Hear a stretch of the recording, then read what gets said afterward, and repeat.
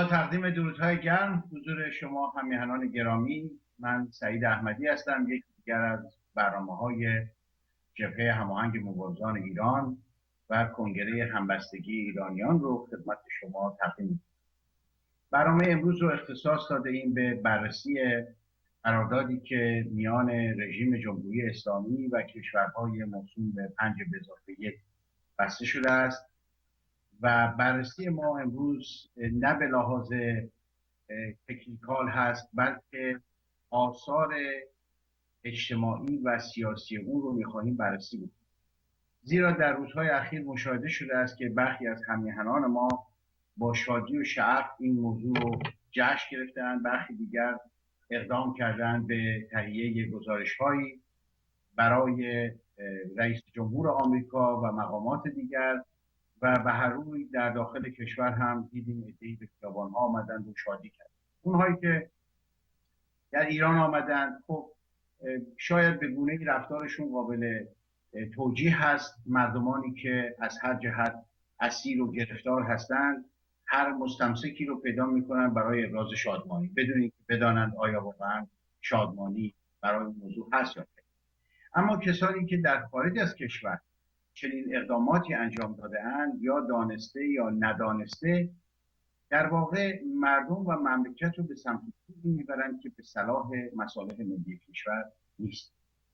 آنچه که پس از تفاهم‌نامه ژنو مطرح شد و بعداً به صورت قرارداد آمد، در واقع متنش زیاد تفاوتی با دیگر نداشت، ولی تفاوت میان تفاهم‌نامه و قرارداد به لحاظ حقوق بین‌الملل این است که در قرارداد طرفین متعهد میشوند که مفاد اون قرارداد رو رعایت بکنند و نسبت به هم یک در واقع التزامی پیدا می‌کنند.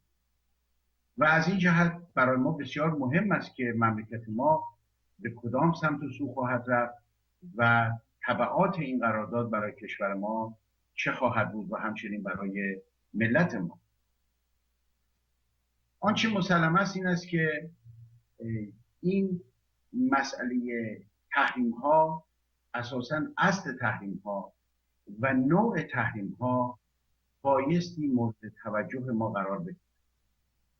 اگر به اصل تحریم ها توجه بکنیم میبینیم که اگر برویم در اینترنت و یک بررسی انجام بدیم، لیست برخی از کشورهای شاید میتوانیم بگوییم ضعیف و عقب مانده جهان سوم رو در اون لیست میبینیم که توسط اتحادیه اروپا یا آمریکا و یا شورای امنیت سازمان ملل اینها مورد تحریم و این کشورها عمدتاً کشورهای کوچک و ناتوان جهان با مدیریت‌های آشفته و ناتوان هستند. در این کشورها افغانستان رو می‌بینیم، عراق رو می‌بینیم، جمهوری آفریقای مرکزی رو می‌بینیم، ساحل عاج رو می‌بینیم، سیرالئون رو می‌بینیم. چیزی که جالب توجه هست این است که شوربختانه نام کشور ما ایران در این لیست قرار دارد. و بالاتر از آن این است که در این لیست تحریم‌های کوچک و کم مدت و بسیار محدود بر کشورهای دیگر اعمال شده است. اما وقتی به نام ایران برمیخوریم میبینیم که توماری از تحریم‌ها رو بر ملت ایران ناجوانمردانه تحریم کردند و ملت ما رو تحت این ستم مضاعف قرار دادند. از یک سو استبداد داخلی و از یک سو این تحریم‌ها. اما چرا تحریم؟ به دلیل بیکفایتی رژیم، به دلیل عدم توجه رژیم به سرنوشت ملت ایران. زیرا در کشورهایی که حکومتگران ملی هستند و به فکر مردمانشون هستند، هر روز آشوبی در جایی برپا نمی کنند، جنگی راه نمی اندازند که این ملت رو در جبهه ها به کشتن بدهند و بعد بر جنازه آنها نماز بخوانند. سعی می کنند رفاه و امنیت برای مردمان کشورشون فراهم بکنند. و شوربختانه آنچه که ما در این رژیم میبینیم درست به عکس مصالح ملی و رفاه و آسایش ملت می‌بینیم. و در واقع این قرارداد یا به تعبیر بهتر معامله‌ای که جهان قدرتمند با جمهوری اسلامی انجام داده است، اگر بخواهیم به زبانی ساده بیان کنیم، این است که یک فرد شروری رو تحت فشار قرار داده‌اند که این شخص رو وادار به اطاعت اموال او رو ضبط کردن. حالا از او التزام میگیرن که اگر قول بدهی رفتارتو عوض کنی، اموال خودت رو ما به شما پس خواهیم داد آنطور که ما دلمان میخواهد، و در ضمن این اخطار رو میدهیم که هر آینه که شما به اون شرارت گذشته بازگردی، ما 2 مرتبه این اموال رو ضبط کنیم. کجای این مطلب جشن و شادمانی و پاکوبی دارد؟ حق یک ملتی ضایع شده است توسط یک رژیم خونریز بی‌کفایت. امروز این حق رو جامعه جهانی به علت ندانمکاری‌های اینها و فساد اینها از ما گرفته است و میخواهد بخشی از این رو مورد دلخواه خودش، که در واقع دلخواه اونها مغایرت دارد با مصالح ملی ما و استقلال ما، این رو به ما پس بده. و ما شادمان هستیم، خرسند هستیم. من در این لیست دیدم یک خانومی که هنرپیشه چندان برجسته‌ای هم نیست امضا کرده است و این من رو یاد خانم ملینا مرکوری انداخت، هنرپیشه بزرگ یونانی که در دوران استبداد حکومت نظامی یونان این شخص از محبوبیت خودش و شهرت خودش استفاده کرد برای نجات ملتش و بعدم وزیر فرهنگ شد.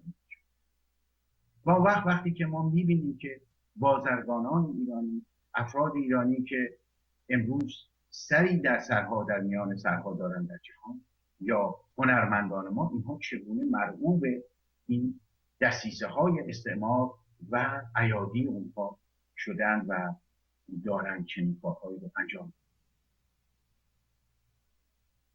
بعد از این اصل تحریم ها برمیگردیم به نوع تحریم ها.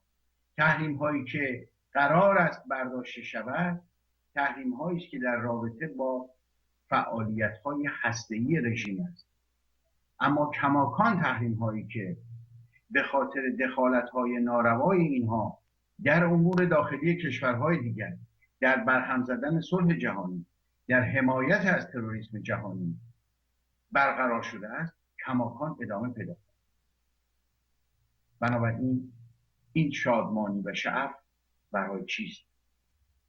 این خانم ها آقایانی که در این روزها تشکیل سمینار دادند و از این نامه ها امضا کرده اند، به 3 اصل در واقع مراجعه می‌کنند. اصل اول این است که خب این قرارداد جلوی حمله نظامی رو میگیرد.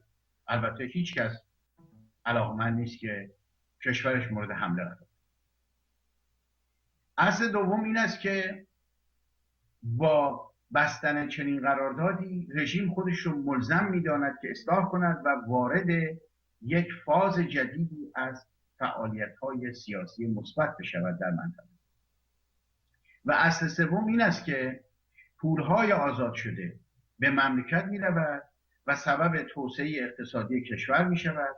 با توسعه اقتصادی نهادهای مدنی آهسته آهسته شکل می‌گیرند و سرانجام مردم ایران می‌توانند به خواستهای منطقی و مدنی خودشون برسند.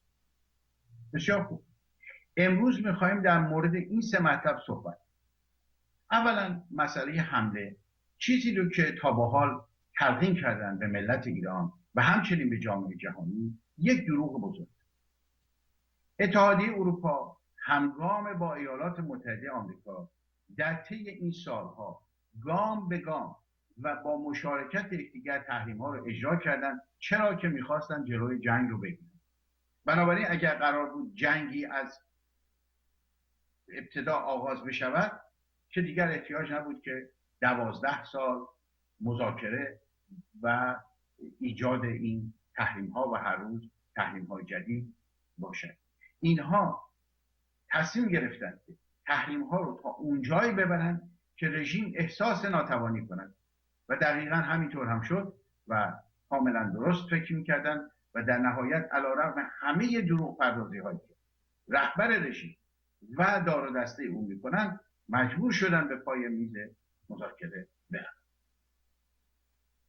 اما آنچه که کارشناسان نظامی تا کنون بررسی کردند و ابراز کردند این است که اگر حمله ای از سوی اسرائیل به صورت یک جانبه به ایران انجام بشود و تأسیسات نظامی و هسته‌ای ایران مورد حمله قرار بگیرد، حد اکثر تا 2 سال دستیابی رژیم جمهوری اسلامی به سلاح هسته‌ای به تعویق می‌رود. و اگر کشور آمریکا دست به چنین اقدامی بزند و به بمباران هوایی تأسیسات نظامی و هسته‌ای ایران بپردازد با ظرفیت بیشتری که به نسبت اسرائیل دارد، حدود 4 سال این مسئله به تعویق می‌رود. بنابراین برای ساقط کردن این رژیم و جلوگیری کردن اینها برای دائم این حملات هوایی کافی نیست و این در ظرفیت نظامی کشور اسرائیل نیست. آمریکا بایستی چنین کاری بکنه. بر اساس اون چیزی که باز کارشناسان نظامی مطرح کرده‌اند، اگر آمریکا بخواهد یک چنین اقدامی انجام بدهد و برای همیشه جلوی این مسئله را بگیرد، لازم است یک جنگ تمام عیار هوایی، دریایی و زمینی رو با جمهوری اسلامی آغاز کنه. صندوق بین‌المللی پول پیش بینی کرده است که به محض اینکه این خبر منتشر بشود، شوک حاصل از این مسئله حتی قبل از اینکه نفت ایران قطع بشود، بین 20% تا 30% قیمت نفت رو در جهان افزایش خواهد. با توجه به وضعیت فعلی که دنیا دارد به لحاظ اقتصادی، چه کسی جرأت می‌کند دست به چنین اقدامی؟ از سوی دیگر اگر ایران مورد حمله قرار بگیرد، ما به راحتی قادر هستیم خطوط نفت عراق رو به سرعت بزنیم و منفجر کنیم و جلوی صادرات نفت عراق رو بگیریم. از سوی دیگر ما این توانایی رو داریم که خطوط نفتی که نفت دریای خزر رو به مدیترانه میبرد از طریق باکو، تفلیس، جیهان این خطوط رو بزنیم و بنابراین جریان نفت رو قطع کنیم. این یعنی چی؟ یعنی یک فاجعه جهانی، یعنی آغاز جنگ سوم جهانی. هر چقدر این نیروهای خارجی قدرتمند باشند، آیا جمهوری اسلامی میتواند چند فروند از هواپیماهای اینها رو مورد اصابت موشکی قرار بده؟ خلبانهای اینها رو به اسارت بگیرد؟ شناورهایی رو که در خلیج فارس و دریای عمان هستند رو مورد هدف قرار بدن و اونها رو نابود کنند؟ به تأسیسات نفت و گاز و انرژی کشورهای ساحل جنوبی خلیج فارس حمله کنند؟ همه اینها محتملند و این به این معنی است که جهان وارد یک فازی از آغاز جنگ جهانی سوم که منجر به نابودی همه خواهد شد میشه. بنابراین این که مسئله جنگ رو مرتب این آقای اوباما و دار و دسته او مطرح کردند و همگان هم پذیرفتند گزینه جنگ و به خصوص هم میهنان ما بدون توجه، ما قرار است اگر این قرارداد امضا نشود جنگ بشود. کدام جنگ؟ به چه شکل؟ و اینها گزارشاتی است که کارشناسان خود اینها تهیه کردند، نه ما. بنابراین این داستان گزینه جنگ یک رجزخوانی است، همانطور که پاسدارها هم به اینها اخطار میکنند که ما خلیج فارس و گورستان شناورهای آمریکایی کنیم. خب این رجزخوانی ها میشود، اما چه کسی جرأت دارد یک چنین دیوانگی عظیمی رو بپذیرد و دست به یک چنین کاری بزند؟ تصور میشود که هیچ. و اگر 1% این شانس وجود داشته باشد که دیگر اصلا جهانی باقی نخواهد ماند که ما نگران چه جنگی باشیم. پس مسئله جنگ منتفی. مسئله دیگر این است که اینها مطرح میکنند که رژیم تغییر روش خواهد داد. آقای اوباما و جان کری اینها سیاست باز هستند، اینها سیاستمدار نیستند.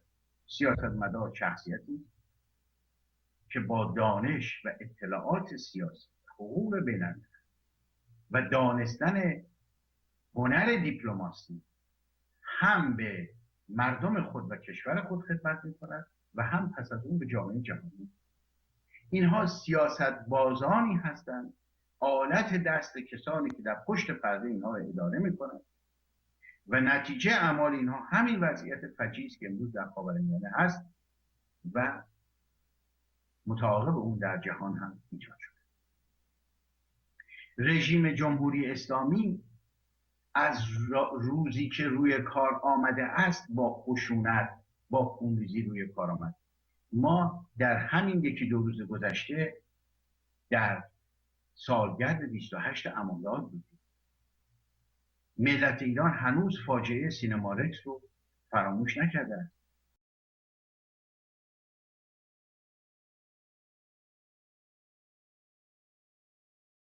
حدود 400 انسان رو در این سینما محبوس کردن، درها رو بستن و مواد آتش‌زا گذاشتن و یکی از بزرگترین طراحان اون مسئله همین آقای علی خامنه‌ای رهبر است و اینها مردم رو زنده زنده سوزاندن و تبدیل به زغال کردن.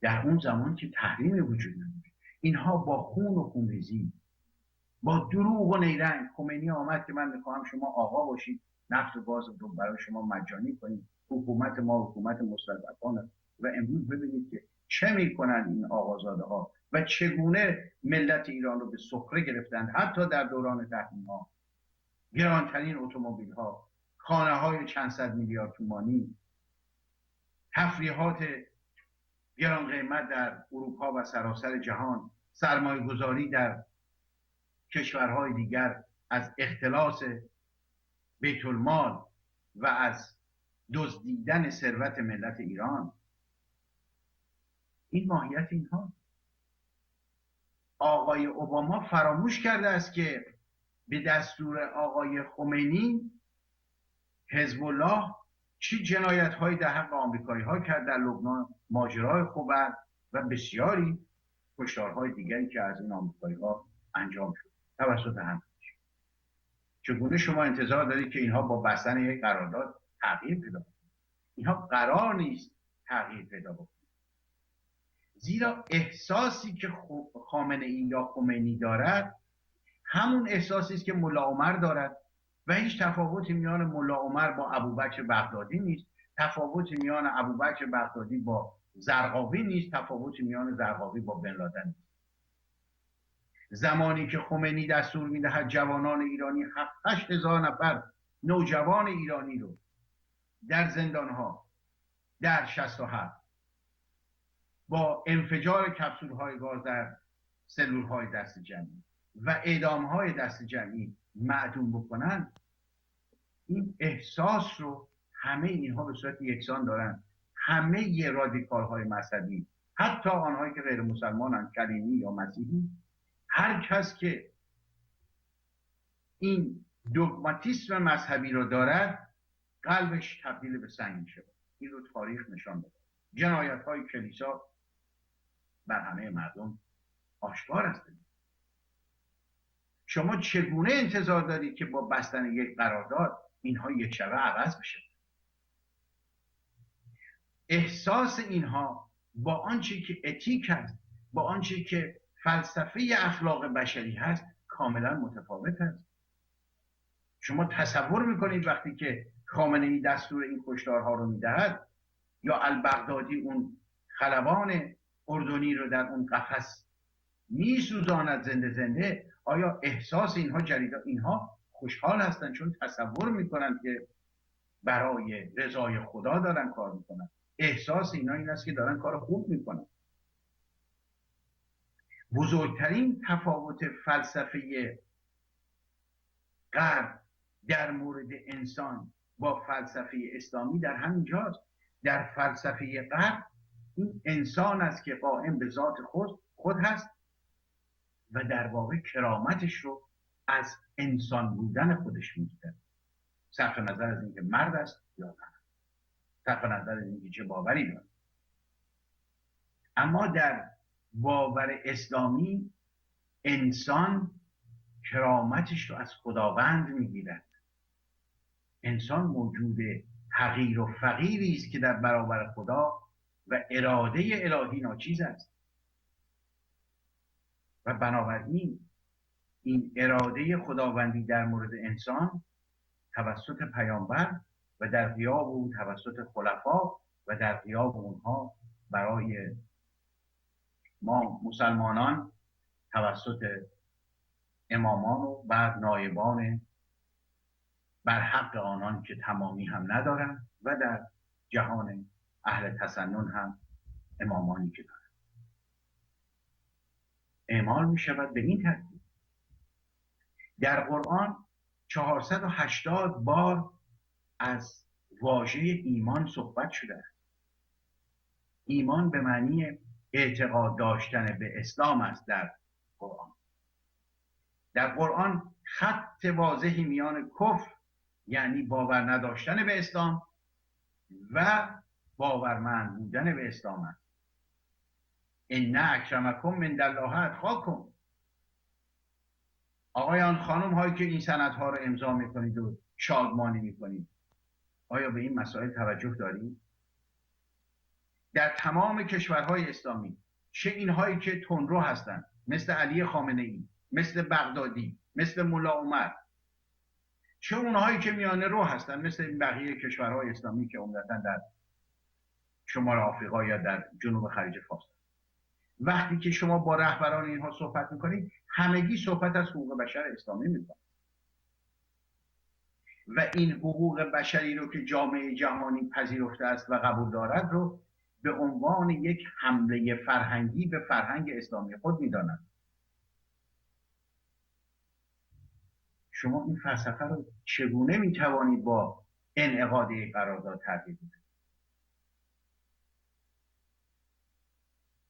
بنابراین پیش از آن که ما به عنوان ایرانی که ادعا هم داریم فهمیده هستیم، ادعا هم داریم که با شعور هستیم، ادعا هم میکنیم که به خاطر کشور و مصالح ملتمون داریم این ترفندها رو به کار میبریم،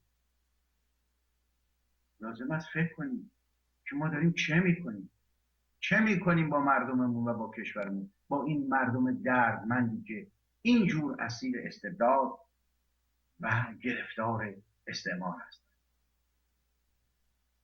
بنابراین اگر ما درست بیاندیشیم، من این میلیون رو قبول ندارم. این میلیون همونهایی هستند که هنوز هم در همین روزها با بوق و کرنا در رسانه‌های وابسته به استعمار در BBC و رادیو آمریکا دارن خوششخصی میکنن برای استعمار و هنوز هم سعی میکنن تاریخ ایران رو تحریف کنن و دروغ میگوین. اما ما میهن پرستان وظیفه داریم، اگر خودمون رو میهن پرست میدانیم، در برابر این سیل انبوه این وابستگان به استعمار و اون استعمار مخوف و این استبداد سیاه بایستیم. و این ایستادگی این نیست که ما این استبداد رو تایید کنیم. اصل سومی که این اشخاص مطرح میکنن این است که اینها میگویند بله این پولها اگر وارد مملکت بشود رفاه اقتصادی ایجاد میکنه و این رفاه اقتصادی میتواند کم کم سبب پیدایش نهادهای مدنی بشه. خانم ها، آقایان، هممیهنان، در دورانی که پیش از انعقاد این قرارداد یا این معامله دولت‌های بزرگ غربی تصمیم گرفتند یک فرجه‌ای به این حکومت ننگین بدهند، در همون دوران 14 میلیارد دلار از پولهای فریز شده ملت ایران رو به این رژیم تحویل دادن. در دوران همین آقای روحانی رئیس جمهور بنفش رنگ. وجداناً شما چه تغییری دید؟ کدام بهبود رو دید؟ کجا دیدید که پول ملی ما یک ارزش شاید 2% افزوده پیدا کرد؟ کجا دیدید که اون 14 میلیاردی که وارد این مملکت شد یک جرقه امیدی از پیدایش نهادهای مدنی رو ایجاد کرده باشه؟ اعدامهای دوران آقای روحانی، دولت امید و تدبیر، به مراتب بیشتر از اعدامهای دوران مخوف احمدی نژاد. مملکتی که زیربنای اقتصادش از بین رفته است، صنایع شکوار تعطیل شده است، سیستم بانکیش یکی از کثیف‌ترین و آلوده‌ترین سیستم‌های بانکی جهان است، گمرکات مهمش در دست برادران پاسدار قاچاقچی است، جنس رو از بیرون میآورند، با ارز دولتی در بازار میفروشند، سودهای کلان میبرند و اون تولید کننده داخلی که ناگزیر است ارز رو با قیمت بالاتر تهیه بکند و مواد خام اولیه رو بخرد برای این کارخانه ها، توانمندی رقابت قیمت با اینها رو نداره. بنابراین کارخانه ها یکی پس از دیگری ترکیب می‌شود. اعتبارات بانکی به کجا می رود؟ اعتبارات بانکی صرفاً تعلق دارد به آقازاده ها و کسانی که به نوعی با مقام معظم در ارتباط هستند.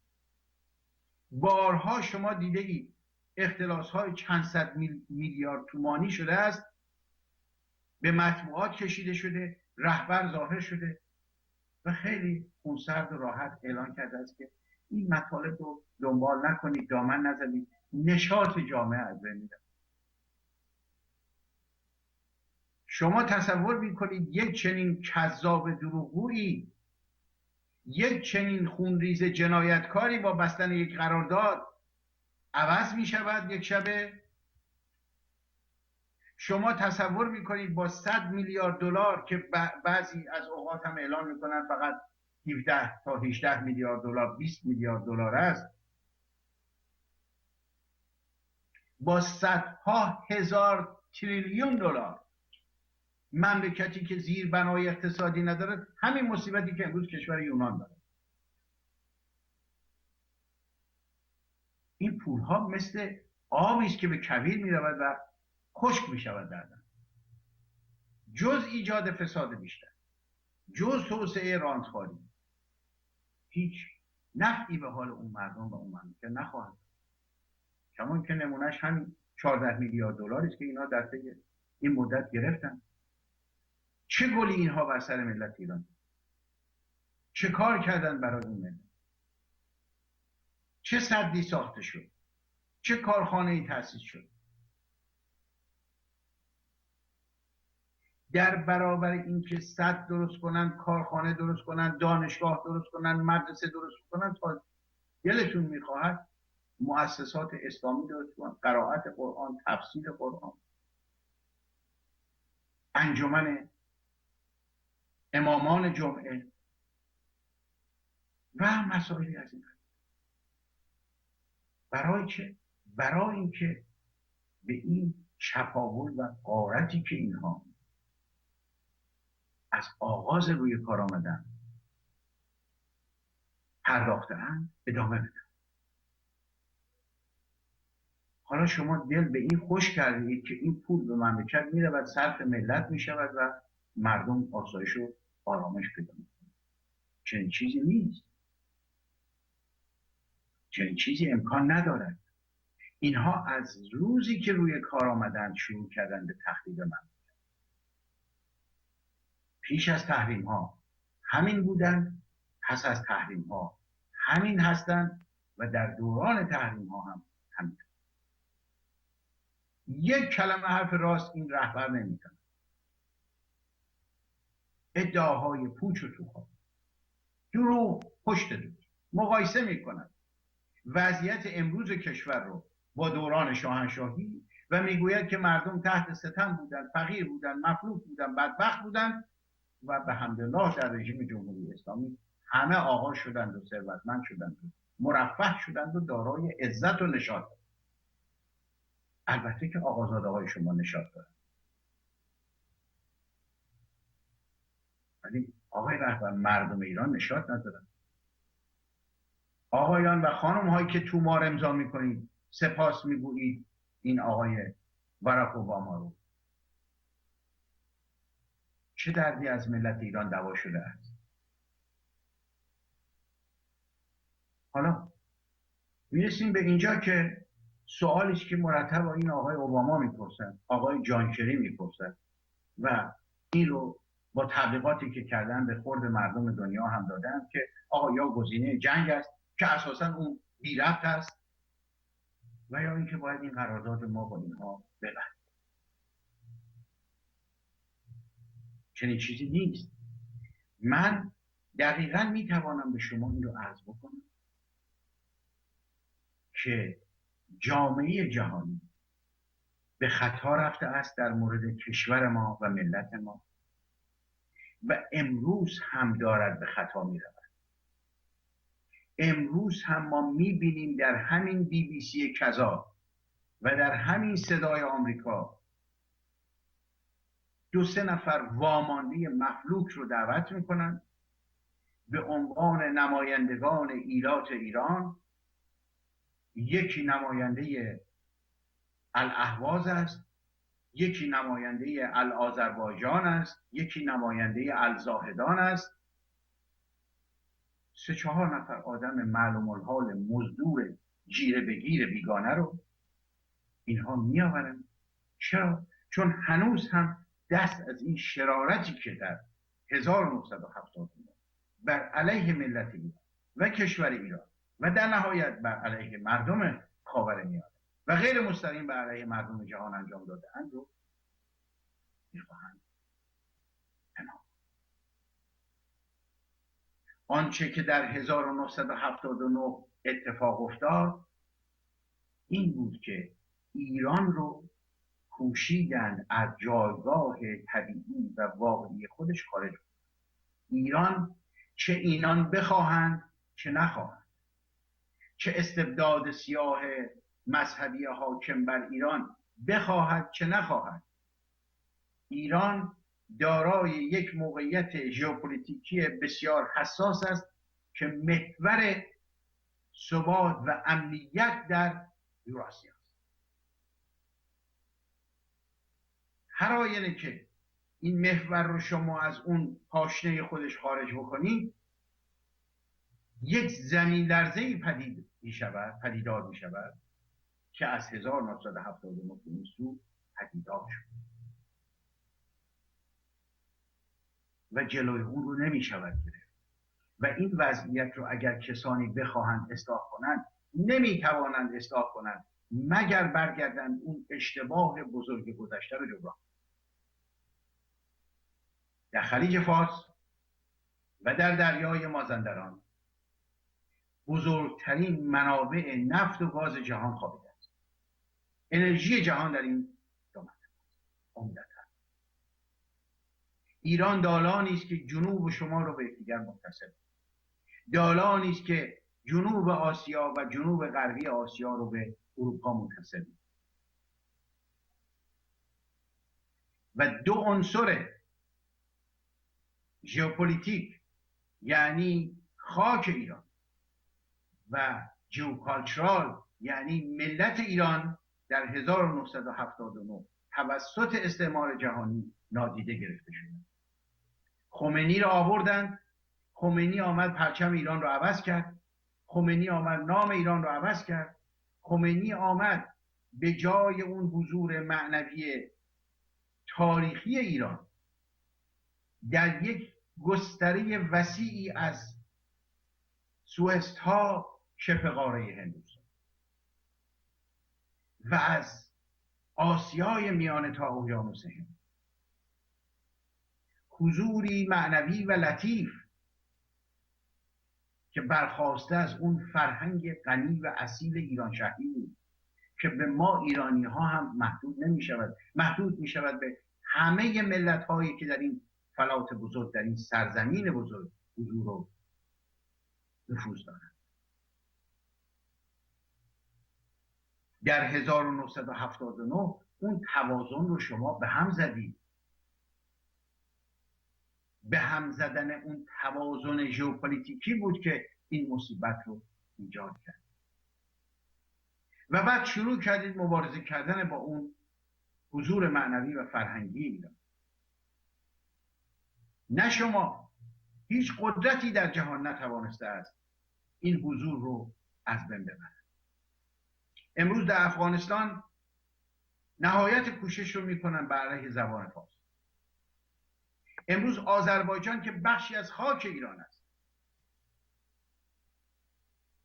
گماشتگانی بر اون گمارده‌اند که ضدیت میکند با مام میهن. اینها به جای نخواهد رسید تا زمانی که این شیوه رذیلانه و غیر منطقی در اون منطقه از جهان توسط شما استعمارگران اعمال می شود.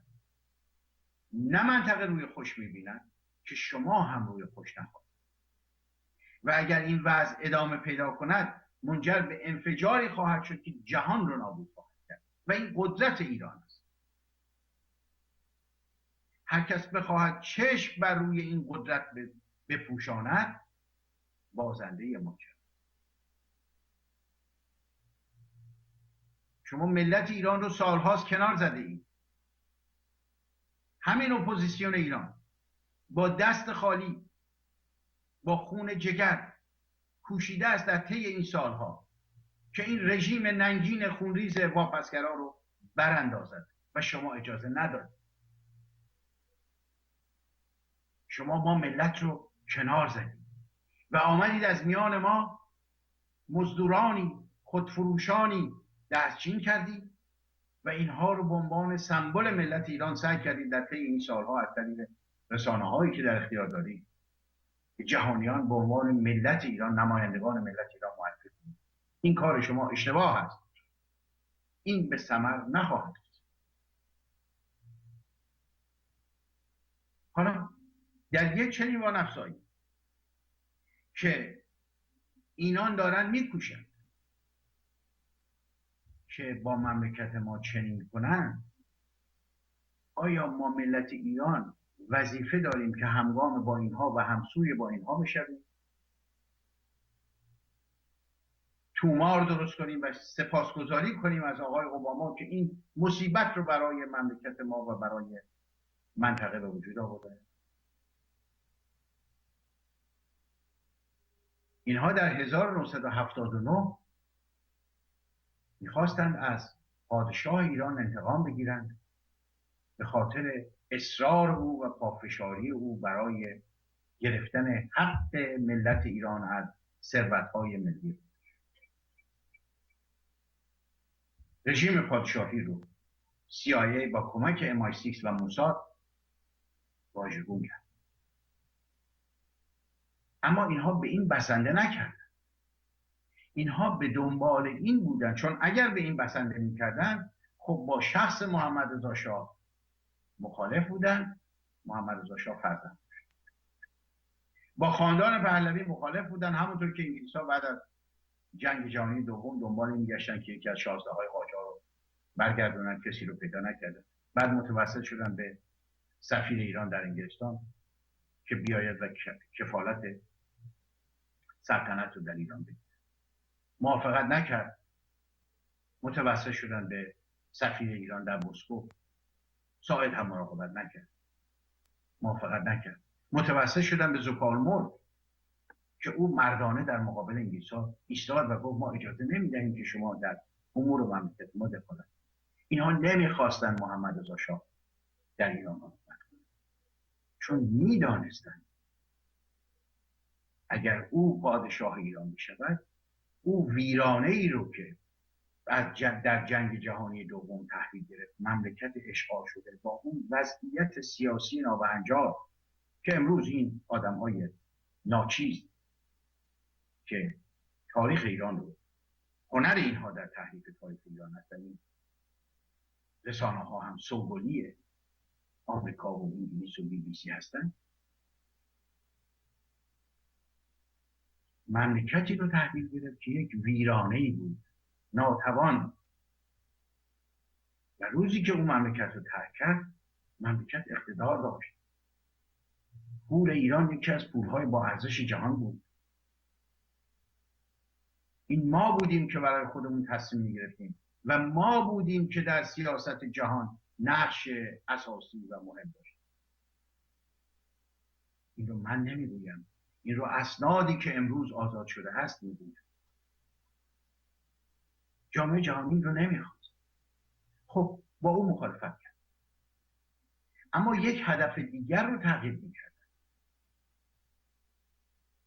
و اون هدف این بود که این کشورهایی که در منطقه هستن و هر کدام برای خودشون، عرب ها ناسیونالیسم عربی دارند، ایرانی ها افتخار میکنن به ناسیونالیسم ایرانی، این بزرگترین سد است برای نفوذ در این کشورها، چون مردمی که میان فقط باشن تسلیم بیگانه نمیشن. پس باید این رو از اونها گرفت. چه چیزی میتواند این رو از این مردم بگیرد؟ اسلام. اسلام جهان وطن است. آمدن شاخ و برگ دادن، بزرگ کردن و یکی از خونخوارترین، مرتجعترین و پلیدترین آخوندهایی رو که میتوانستن انتخاب کنن انتخاب کرد و از او قدیس ساختن. همین رسانه های اسلامی در جهان نه تنها ملت ایران رفت بر بام پشتبان ها و خال گوشه لب آقا رو دید، بلکه در جهان همین جیمی کارتر نالایق از خمینی قدیس ساخت. سفیرش طالبان در ایران از روی قدیس ساخت. سفیر او در سازمان ملل از خمینی یک فرشته ساخت و این رو به جامعه جهانی تحمیل کرد. همونطور که امروز دارن به ما تحمیل میکنن که گزینه بعدی گزینه جنگ هست. دروغ میگوین، اینطور نیست. این رو آورده. بعد از این فجایعی که پیدا شد، جنگ 8 ساله ایران و عراق، حمله صدام حسین به خود و بعد دیدیم که جورج بوش پدر، این بیلدربرگ کبیر، نقشه نظم نوین جهانی رو مطرح و در کنار اون نظم نوین جهانی تصمیم گرفتن که خاورمیانه رو بالکانیزه و به اشکال مختلف این رو دنبال کردن تا رسیدن به اون تئوری بهار عربی که خوشبختانه قهرمان مصر ژنرال سیسی اون رو متوقف کرد. اما می‌بینیم که با ایجاد داعش در واقع بهار عربی رو به نوع دیگری به مردم و منطقه تحمیل. امروز لیبی دیگر وجود ندارد. هر بخش از لیبی رو یک سرهنگی، یک افسری گرفته است و خود مختار است. نفت را استخراج میکنن، خود اینها بر خودشون. کشوری ما به نام لیبی امروز رسما نداریم. عراق عملا مثل وحشت. سوریه میرود با همه این گرفتاری هایی که براش ایجاد کرده، با این کشتاری که آقای بشار اسد کرده است که تقسیم بشه. نقشه ایجاد کردستان بزرگ.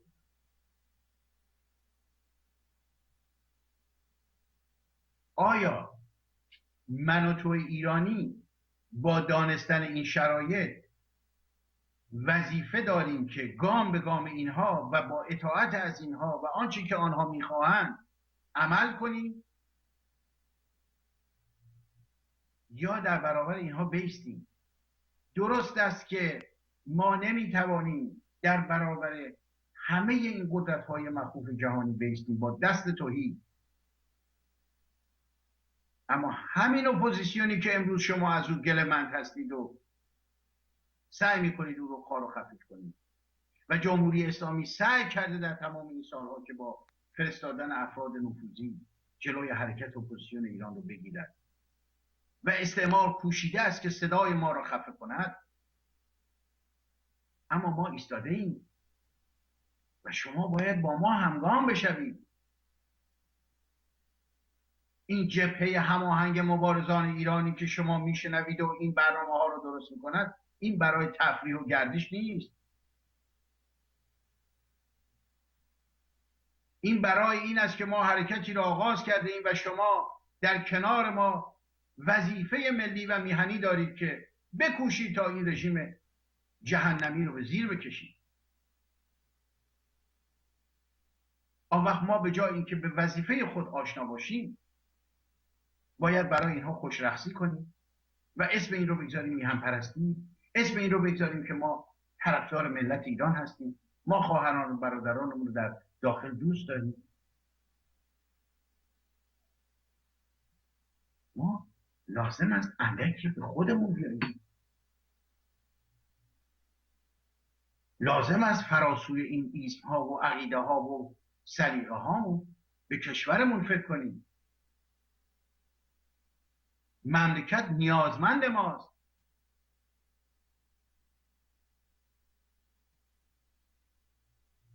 کشور رهایی نمییابد مگر من و تو ایرانی دست در دست یکدیگر حرکت کنیم.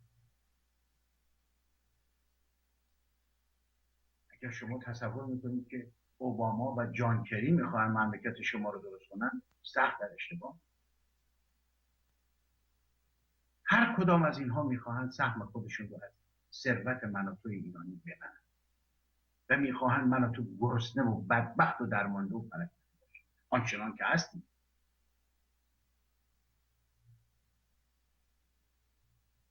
پس ما ناگزیریم، راهی نداریم. باید درست اندیشه کنیم، مصالح کشورمون رو بشناسیم و بر اساس شناختن مصالح مملکت و خودمان یعنی ملت ایران سعی کنیم کشور رو نجات بدیم، همانطور که نیاکان ما در طول تاریخ این کار ساده نبود. زمانی که ایران رو تازیان به اشغال در آوردند کم و بیش همین وضعی که امروز در مملکت ما هست در اون زمان بود. ولی نخبگان ایرانی بودند که کوشیدند بنی امیه رو سرنگون کنند و بنی عباس رو روی کار بیاورند و این خلیفه بیکفایت تازی بود که ناگزیر بود وزیر ایرانی خودش رو اکرام کنند. ناگزیر شدند که مرکز خلافت رو به بغداد بیاورند که در کنار سیستم بوروکراتیک و سیستم اداری و دیوان سالاری و مستوفیگری ایرانی باشند، چون اون امپراتوری رو نمیتوانستند بدون ما اداره کنند. آن زمانی که ادعا میکنند بنی عباس حکومت امپراتوری اسلامی، خلافت اسلامی به دوران طلایی خودش رسید، اون دوران طلایی رو پدران من و توی ایرانی ایجاد کرد، نه تازیان.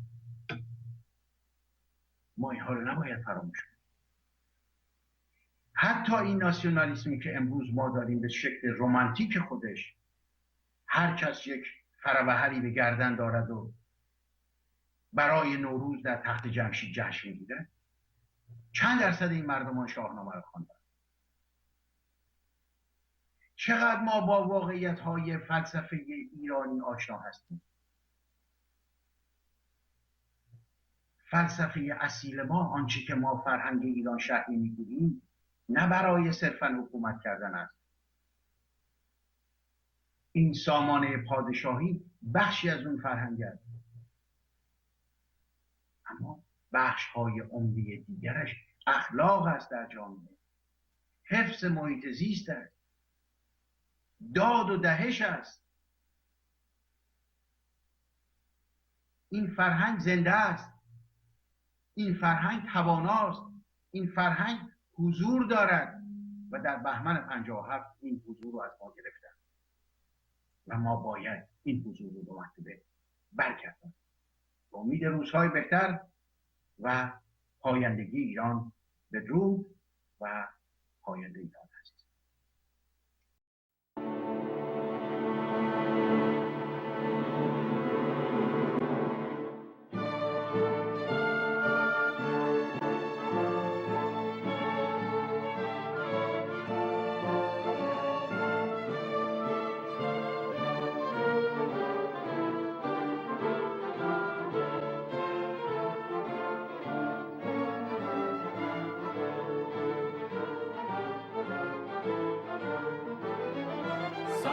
زمین ما بستر دلاوران، خاک بهروان گهواره آزادگان.